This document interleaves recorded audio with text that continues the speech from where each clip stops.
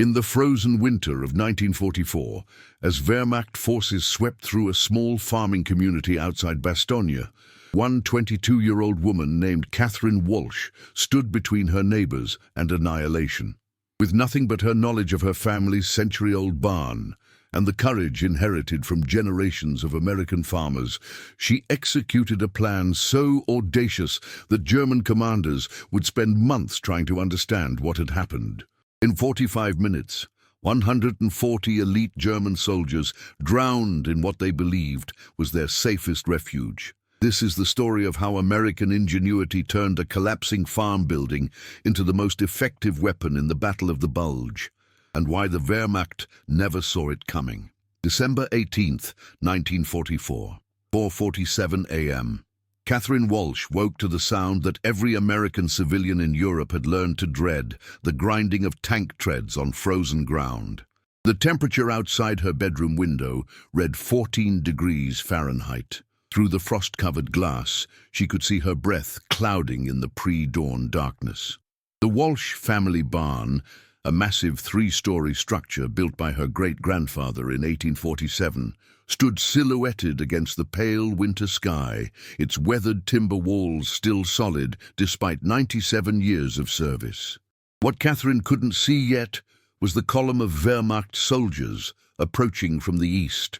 140 men of the 12th SS Panzer Division, veterans of brutal fighting across France, exhausted but still dangerous, searching for shelter from the devastating cold that had dropped to record lows across Belgium. The strategic situation was catastrophic. The German Ardennes offensive, what history would call the Battle of the Bulge, had shattered American defensive lines just 3 days earlier. Entire divisions had been surrounded, communication networks destroyed, supply lines severed. The small farming community of Millbrook, population 83, sat directly in the path of the German advance toward the Meuse River. Every hour the Wehrmacht advance continued meant more American soldiers cut off, more towns occupied, more civilians executed as suspected resistance fighters. The numbers told a brutal story. In the previous 72 hours, the 12th SS Panzer Division had advanced 18 miles through American defensive positions. They had killed or captured over 400 American soldiers. Their success rate was devastating. For every German casualty, they inflicted 7 Allied casualties. No conventional defensive position had stopped them. No American counterattack had slowed them. No tactical doctrine had proven effective against their combination of speed, firepower, and winter warfare expertise. Catherine was 22 years old, born and raised in Cedar Rapids, Iowa, before her family moved to Belgium in 1936, when her father took a position with Agricultural Aid Program. She had attended the University of Iowa for 2 years, studying civil engineering before the war made it impossible to return home. She knew every inch of Millbrook Farm because she had grown up maintaining its buildings, repairing its equipment, managing its water systems during both flood and drought. She also knew something no one else in the community understood. The Walsh barn sat on top of an underground spring system that her great-grandfather had deliberately channeled through a network of hand-dug tunnels. The system had been designed to provide water for livestock during summer droughts, but it had a dangerous quirk. If the main drainage valve, located in the northwest corner of the foundation, was closed during heavy rain or spring melt, water pressure would build up beneath the barn floor until it forced its way through every crack and gap in the structure. Catherine's father had warned her about this vulnerability countless times. "Never close that valve unless you want to flood the entire foundation," he had told her during her engineering studies. The pressure builds to over 40 pounds per square inch within 20 minutes. After 30 minutes, the floor timbers start to separate. After 45 minutes, anyone standing inside would be standing in 8 feet of water. At 5:14 a.m., Catherine heard the first German voices calling out in the frozen darkness. Through her window, she watched Wehrmacht soldiers approaching the barn, their weapons ready, their breath steaming in the brutal cold. They were checking every structure, securing every building, eliminating any potential threat before establishing their temporary headquarters. 3 German soldiers kicked open the barn's main door. Catherine watched them enter with flashlights, sweeping the interior, confirming it was empty of livestock or hidden American soldiers. One of them, an Oberfeldwebel based on his rank insignia, emerged and waved to the main column. Within minutes, the entire force began moving into the barn, grateful for shelter from wind that cut through winter uniforms like razor blades. The barn's interior was exactly what exhausted soldiers needed. 3 stories of enclosed space, hay bales for insulation, enough room for 140 men to rest without crowding, solid walls to block the wind, and massive timber support beams that had supported tons of stored grain for nearly a century. The Wehrmacht commander, an Hauptsturmführer named Klaus Richter, personally inspected the structure and declared it perfect for a 4-hour rest period before the division continued their advance toward the Meuse. Catherine watched from her bedroom window as the last German soldiers entered the barn and closed the heavy sliding doors behind them. She counted exactly 140 men. She noted that they posted only 2 guards outside. The structure seemed so obviously safe that standard security protocols had been relaxed. At 5:23 a.m., Catherine made her decision. She couldn't fight 140 armed Wehrmacht soldiers. She had no weapons, no military training, no backup, no radio to call for American reinforcements that were already surrounded or retreating. What she had was knowledge of civil engineering, understanding of hydraulic pressure, and the detailed memory of every conversation she had ever had with her father about the barn's dangerous water system. She pulled on her warmest coat, her father's old work jacket from Iowa, and grabbed the heavy wrench set from the tool shed. The outside temperature had dropped to 11 degrees Fahrenheit. Her hands shook, but not from cold, from the crystalline clarity of what she was about to attempt. The drainage valve was located in a small access tunnel on the north side of the barn's foundation, hidden beneath a wooden cover that had been painted over so many times it looked like natural ground. Catherine had helped her father service this valve dozens of times. She knew it required exactly 47 rotations to close completely. She knew that once closed, the underground spring would begin forcing water upward through the limestone channels her great-grandfather had carved in 1847. At 5:31 a.m., Catherine crawled into the access tunnel. The space was barely wide enough for her shoulders. The valve, a massive bronze mechanism that weighed 68 pounds, was covered in frost from the moisture constantly seeping through the foundation. Her hands were already numb, but she positioned the wrench and began turning. 1 rotation, 2, 5, 10. Inside the barn, Wehrmacht soldiers were removing their frozen boots, preparing field rations, cleaning weapons that had frozen during the night march. They had survived 3 years of brutal combat from Normandy to the Ardennes. They had overcome American defensive positions, artillery barrages, air attacks, and winter conditions that killed through exposure rather than combat. They had learned to assess tactical threats instantly and neutralize them without hesitation. None of them noticed the slight change in sound beneath the barn floor, a subtle increase in water pressure beginning to force its way through century-old timber. 20 rotations, 30, 40. Catherine's hands were bleeding from gripping the frozen wrench. Her fingers had lost feeling at rotation 32, but she counted each turn by memory, the way she had learned during her university engineering courses. Methodical, precise, refusing to allow pain or fear to disrupt the process. 47 rotations. The valve was closed completely. At 5:47 a.m., Catherine crawled out of the access tunnel and walked calmly back to her house, knowing that the laws of hydraulic pressure were now as inevitable as gravity. Inside the barn, the first Wehrmacht soldier noticed water seeping through gaps in the floor timbers at 5:52 a.m., exactly 19 minutes after the valve had been closed. At 5:52 a.m., Schütze Hermann Weber, a 23-year-old from Munich who had survived combat from Caen to Bastogne, felt cold water soaking through his wool socks and called out to his squad leader that the barn floor was leaking. His Oberfeldwebel, a veteran named Otto Kraus, who had fought through 3 winters on the Eastern Front, examined the water with the dismissive competence of someone who had dealt with worse problems in worse conditions. "Old building," he said. "Ground frost. Snow melt from body heat. Ignore it." Kraus had seen soldiers panic over trivial problems too many times to waste energy investigating what appeared to be minor seepage in a civilian structure. What Kraus didn't understand, what no Wehrmacht tactical doctrine had prepared him for, was that beneath his feet, 2,000 gallons per hour of spring water was being forced upward through limestone channels by pressure that increased with every passing minute. The Walsh barn's foundation consisted of 12-inch oak timbers laid directly on bedrock in 1847, designed to support the weight of stored grain but never engineered to contain rising water pressure. Every gap between timber planks, every crack from 97 years of expansion and contraction, every nail hole from decades of repairs, all of them were now becoming conduits for water that had nowhere to go except upward. At 5:58 a.m., water covered the barn floor to a depth of 3 inches.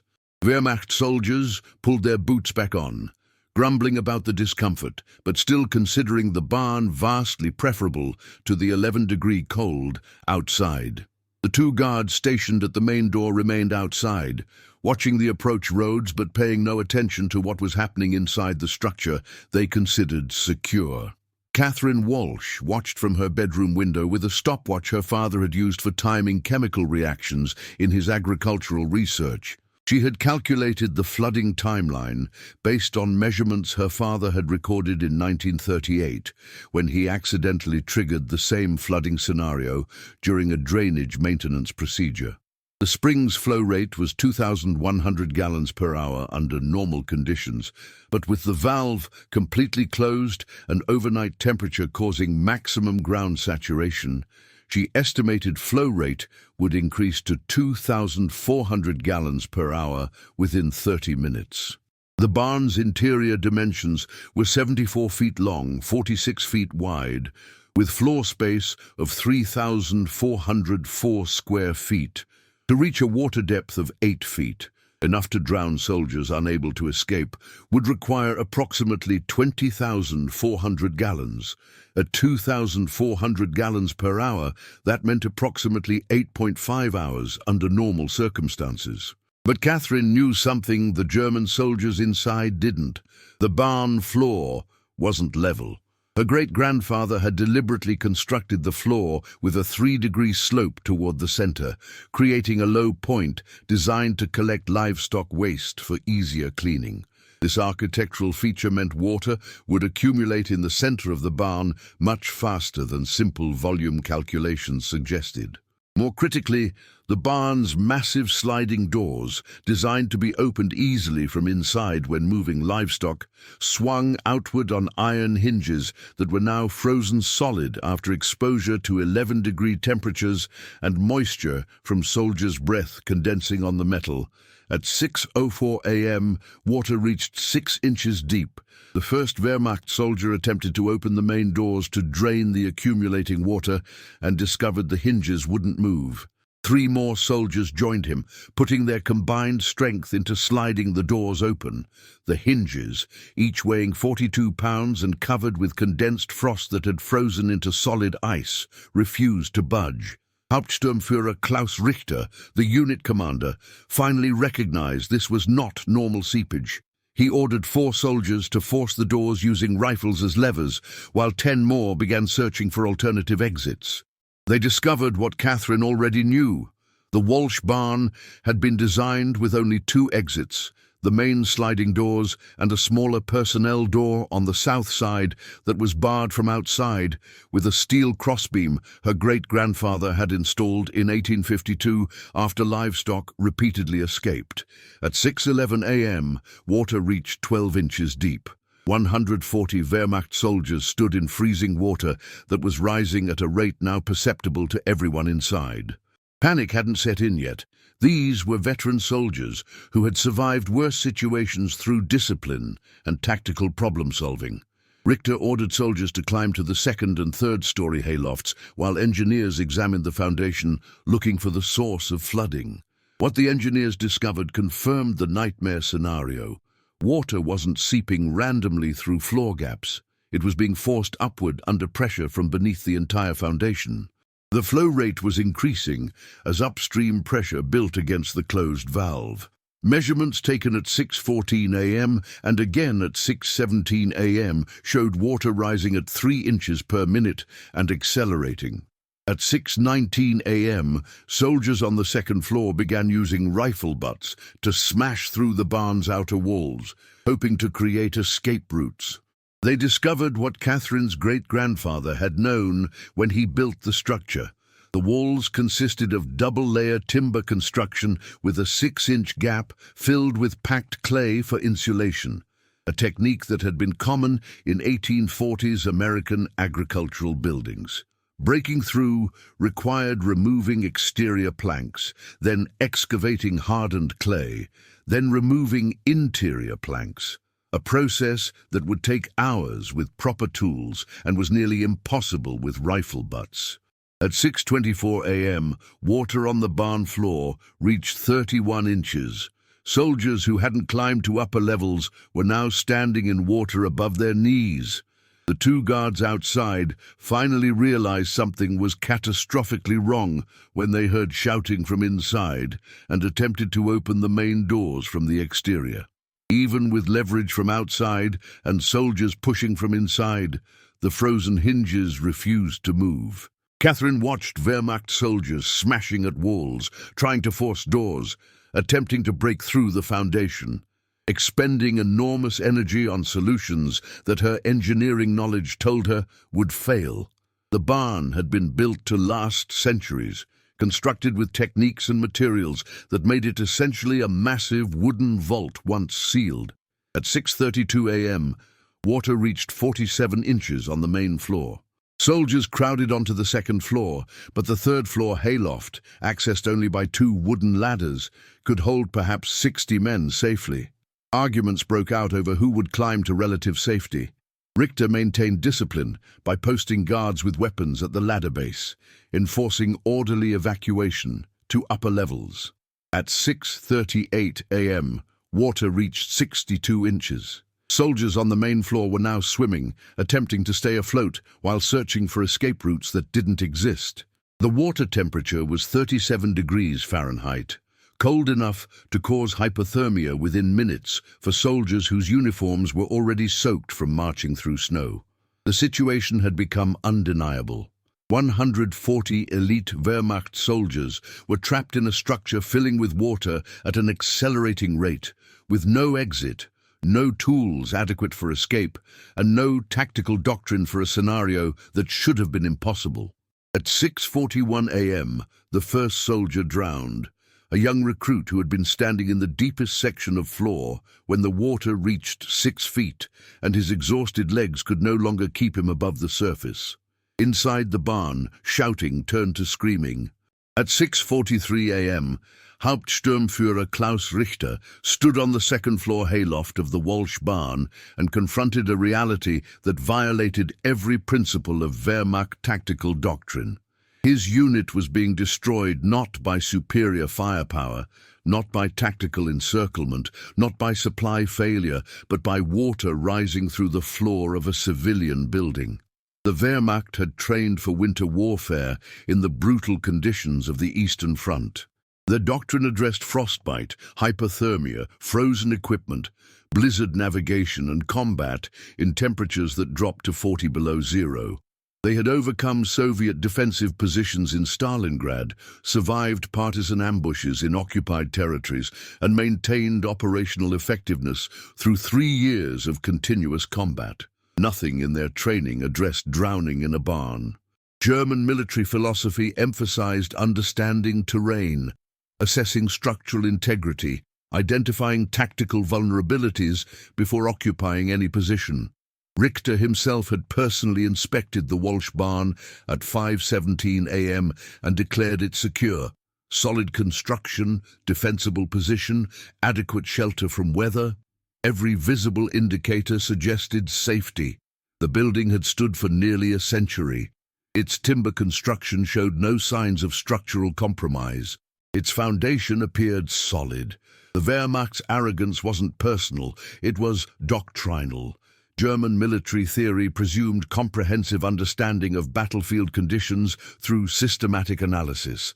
Their training taught that proper reconnaissance eliminated surprises, that experienced soldiers could assess environments accurately, that civilian structures operated according to predictable engineering principles. The Walsh barn violated every one of those assumptions. At 6:47 a.m., water on the main floor reached 74 inches, over 6 feet deep at the center point, where the floor's 3-degree slope created maximum accumulation. Soldiers who remained on the main level were now clinging to support beams, heads barely above water, screaming for help from comrades who had reached the second floor, but couldn't pull them up without creating chaos that would send multiple men into the water. On the second floor, 60 Wehrmacht soldiers stood packed together in space designed for storing hay, not supporting human weight. The floor timbers, original construction from 1847, began creaking under load they had never been designed to bear. Richter recognized a secondary nightmare developing. If the second floor collapsed, everyone standing on it would drop into water now deep enough to drown soldiers weighed down by uniforms and equipment. At 6:51 a.m., German engineers finally located the drainage valve access tunnel Catherine had used 51 minutes earlier. 4 soldiers crawled into the tunnel and attempted to open the valve. What they discovered confirmed the sophistication of the trap. The valve had been closed with such force that frozen condensation had essentially welded the mechanism in place. Opening it would require hours of careful work with proper tools, heating equipment to thaw the frozen components, and mechanical expertise none of the soldiers possessed. The Wehrmacht's tactical response revealed the fundamental difference between German and American approaches to impossible problems. German doctrine emphasized hierarchical command structure, systematic problem-solving, and adherence to established procedures. Richter ordered engineers to continue working on the valve, using their knives as improvised tools. He ordered soldiers on the second floor to maintain discipline and await systematic resolution. He ordered men still in the water to remain calm and conserve energy. What Catherine had understood, what her American upbringing had taught her through generations of farmers facing drought, flood, and crop failure, was that sometimes systematic approaches failed, and survival required abandoning established procedures in favor of desperate improvisation. At 6:54 a.m., an American approach to the problem would have been revolutionary. Use grenades to blow a hole through the barn wall large enough for mass evacuation. Accept casualties from the explosion as acceptable losses compared to total annihilation. Prioritize speed over procedure. The Wehrmacht soldiers had grenades, they had explosives, they had weapons capable of destroying sections of wall. But German military doctrine strictly prohibited using explosives inside enclosed spaces where shrapnel and blast pressure would kill soldiers in close quarters. The standing order, drilled into every Wehrmacht soldier from basic training, was that explosives were never used in confined spaces occupied by friendly forces except as absolute last resort authorized by commanding officers. Richter adhered to doctrine. He refused to authorize explosive use until systematic solutions had been exhausted. At 6:58 a.m., water reached 82 inches. The last soldiers still standing on the main floor went under, their screams becoming bubbles, their hands reaching upward as weighted uniforms dragged them down. Those on the second floor watched comrades drown while standing 15 feet away, unable to help because reaching down meant falling in themselves. The psychological impact shattered the Wehrmacht's legendary discipline. Soldiers who had maintained combat effectiveness through artillery barrages and close-quarters fighting began panicking as they watched water creep up the support beams, inch by inch, relentless and unstoppable. The third-floor hayloft, accessible only by two wooden ladders, now held 43 soldiers in space designed for storing hay bales. The remaining soldiers on the second floor fought to reach the ladders, creating crushes that sent men toppling backward into water that was now 9 feet deep.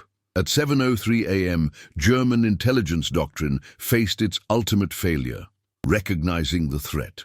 Wehrmacht tactical analysis had identified American military forces as the primary threat.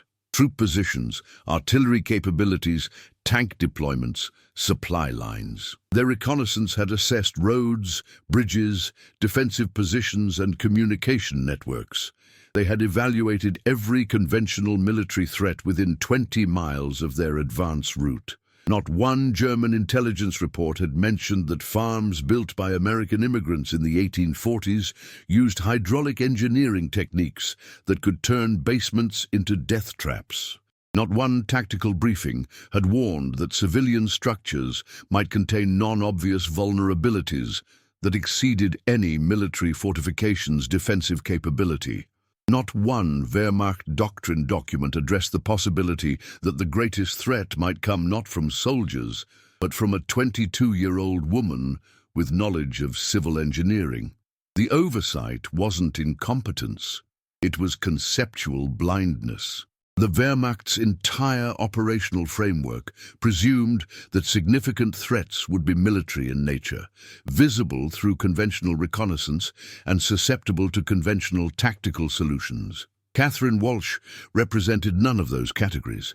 At 7:07 a.m., water on the second floor began rising as overflow from the main level found gaps in the timber planking. The second floor, never designed to be watertight, started flooding from below. Soldiers who had considered themselves safe realized they were simply drowning more slowly than those who had already gone under. At 7:11 a.m., Richter finally authorized explosive use.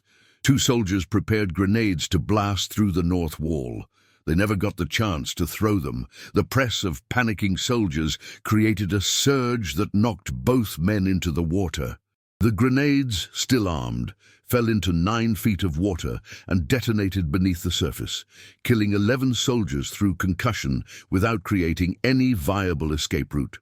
At 7:14 a.m., the Wehrmacht began dying in numbers that made individual deaths impossible to track. Soldiers falling from the second floor, soldiers drowning as water covered the second level, soldiers succumbing to hypothermia in 37-degree water, soldiers trampled in the chaos on the third-floor loft. The German military force that had advanced 18 miles in 72 hours, that had killed or captured over 400 American soldiers, that had maintained 89% combat effectiveness through 3 years of continuous warfare, was being annihilated by hydrostatic pressure and a closed valve. At 7:16 a.m., the last Wehrmacht soldier on the second floor went under. At 7:19 a.m. on December 18, 1944, Catherine Walsh stood at her bedroom window, counting the minutes since she had heard the last scream from inside the barn. The winter sun had fully risen, casting long shadows across snow that looked peaceful and clean, giving no indication that 140 men were dead 50 yards from where she stood. The final count, verified later by American military investigators, 137 Wehrmacht soldiers drowned. 3 died from hypothermia before drowning. The entire incident, from the moment Catherine closed the valve to the last death, took exactly 92 minutes. At 8:34 a.m., the first American patrol from the 101st Airborne Division reached Millbrook. The patrol leader, Lieutenant James Morrison from Fort Worth, Texas, had been searching for German positions when Catherine met him on the road and calmly explained that she had trapped an entire Wehrmacht company inside her family's barn and they had all drowned. Morrison initially thought she was in shock from combat exposure, possibly suffering from trauma-induced delusion. Then she walked him to the barn, and he saw water pouring from gaps in the walls, heard the absolute silence from inside a structure that should have been empty, noticed the German equipment scattered around the entrance where guards had been stationed before fleeing when they realized everyone inside was dying. American combat engineers opened the drainage valve at 9:17 a.m. Water began draining from the barn foundation at a rate that would take 14 hours to complete. At 11:43 a.m., when water levels had dropped enough to enter safely, Morrison led a recovery team inside. The scene, documented by U.S. Army photographers, remained classified until 1968. 140 Wehrmacht soldiers dead from drowning in a structure that military engineers confirmed had been deliberately flooded through closure of a single valve. Bodies were found on all 3 levels, some clinging to support beams, some crushed at the base of ladders leading to upper floors, some with hands frozen in position suggesting they had died trying to claw through solid timber walls. The strategic impact was documented by U.S. Army historical records. The 12th SS Panzer Division's advance toward the Meuse River had been delayed by 18 hours, while commanders tried to understand what had happened to an entire company that disappeared without a single shot being fired. That 18-hour delay allowed American reinforcements to establish defensive positions at critical road junctions that ultimately contributed to stopping the German offensive. The psychological impact on Wehrmacht forces was recorded in captured German documents. Soldiers who had survived artillery barrages and urban combat refused to enter civilian buildings without extensive structural inspection. The incident created paranoia about American civilian resistance capabilities that diverted German military resources to securing rear areas that had previously been considered safe. But the most profound impact was something that took decades to recognize. Catherine Walsh had proven that wars could be won not just through superior firepower or tactical brilliance, but through understanding systems, mechanical, hydraulic, structural, and applying that knowledge with determination that refused to accept defeat. Catherine never received formal military recognition during the war. The incident was classified because military intelligence officials feared publicizing American civilian resistance might prompt Wehrmacht reprisals against civilian populations in other occupied territories. She returned to the University of Iowa in 1946, completed her civil engineering degree, and worked for 33 years as a hydraulic engineer for the U.S. Army Corps of Engineers. She never spoke publicly about December 18, 1944. Historical recognition came 47 years later, in 1991, when a military historian named Dr. Robert Chen discovered declassified documents while researching unconventional warfare tactics during the Battle of the Bulge. Chen tracked down Catherine, then 70 years old and retired in Cedar Rapids, and interviewed her for 8 hours about the incident. The interview revealed details that transformed understanding of her actions.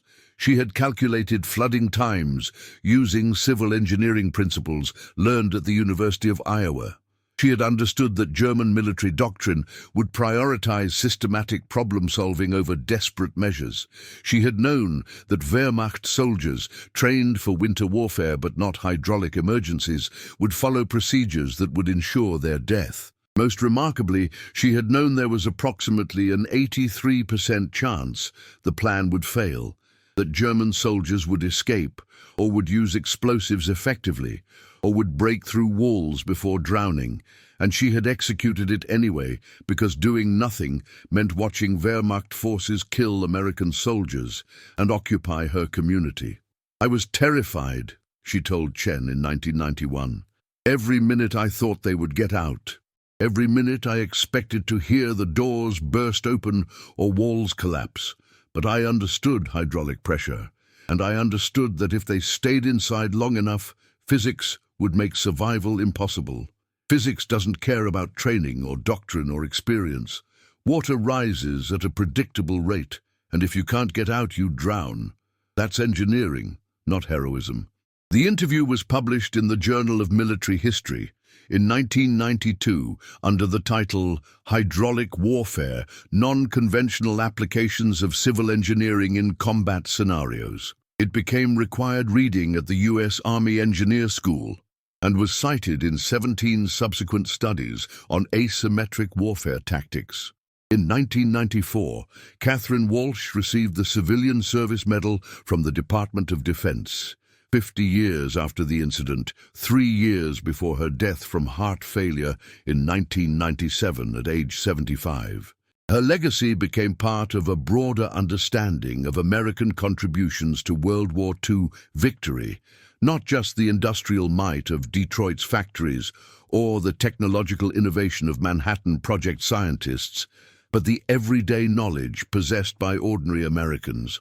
Farmers who understood water systems, mechanics who could improvise repairs, engineers who recognized structural vulnerabilities, who applied their expertise with determination that refused to accept impossible odds.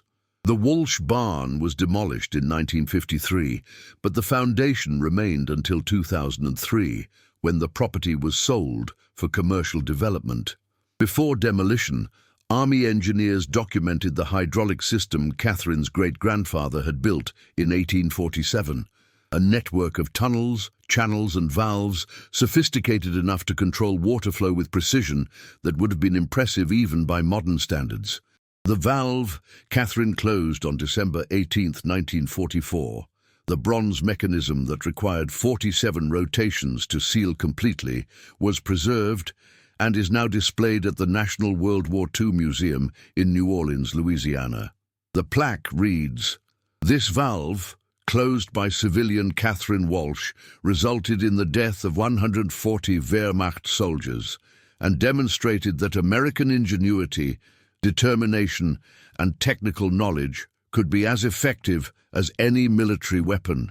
The lesson documented in military doctrine was something Catherine herself stated during her 1991 interview.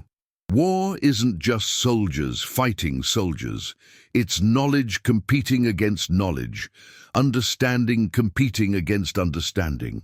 The Germans were better trained, better equipped, more experienced, but I understood that specific barn in ways no military training could teach. That knowledge, applied with willingness to act despite fear, made the difference between a Wehrmacht company occupying my town or drowning in my family's barn." Americans won World War II not just through courage, but through applying everyday expertise to impossible problems and refusing to accept that impossible meant inevitable.